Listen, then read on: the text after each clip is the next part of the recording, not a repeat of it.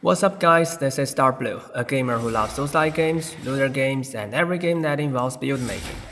Recently, the dev team of Ori has released their new game, No Rest for the Wicked.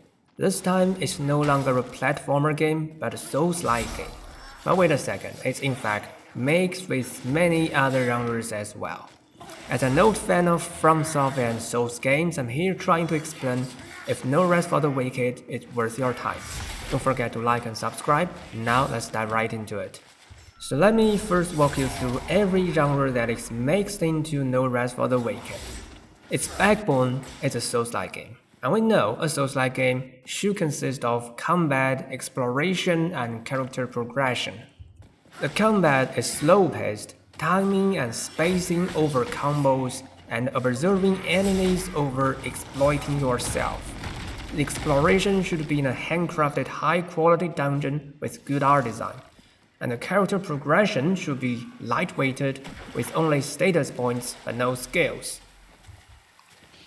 That's exactly what No Rest for the Wicked has to offer, and it does it really well. Thanks to the experience gained through developing Ori, No Rest for the Wicked has very impressive action and art designs, as well as complex and vivid worlds. But there is more. The first thing to mention is that it's an isometric or top-down view game. I don't recall any isometric Souls-like game, so it's a new thing to me, at least. It does not only provide a brand new perspective, but also impacts the gameplay in many ways. I'll cover that later in this video. Moreover, the character progression is somehow influenced by looter games. Of course, the character itself still progresses with status points and there are no skills, but the gears indeed look as if they come from a looter game with so many random attributes. Since gears are random, acquiring them is also random, meaning that you get random instead of fixed loots from treasure chests. And lastly, there are designs from survival games like Ark or Enshrouded to name a more recent game. You gather materials around the map, cook meals, or craft things. You can also gradually upgrade your base, which is a very large city this time. Mixing these genres into a Souls-like backbone can mean a lot. Next, I'll illustrate in detail how the gameplay is effective. Making an isometric Souls-like game is a very good idea. Despite the challenges it brings, it offers much more opportunity, as this new perspective can totally change how people play a Souls-like game. In a typical third-person Souls-like game, it's common that most players choose to time their dodge to stay alive. During the dodge, you gain invulnerability, which is named iframes. If you well-time a dodge so that you are in the iframes, when the enemy's attack hits you, you won't take any damage. That's how things work, but in fact, things can work in a different way. By that I mean spacing.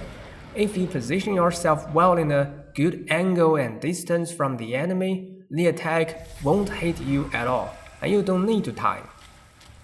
Usually people may think spacing is much more difficult than timing, and only few experienced players can use this skill. It's a natural result of the third-person perspective. But in an isometric Souls-like game, it'll become easier to observe the angle and range of an attack, making spacing less demanding. In this way, no matter how people play this game is different from other third-person Souls-like games. Furthermore, the devs do realize this thing and deliberately design the moves of enemies so that they can be spaced. For example, you can directly sprint and backstab the sword and shield mob without dodging.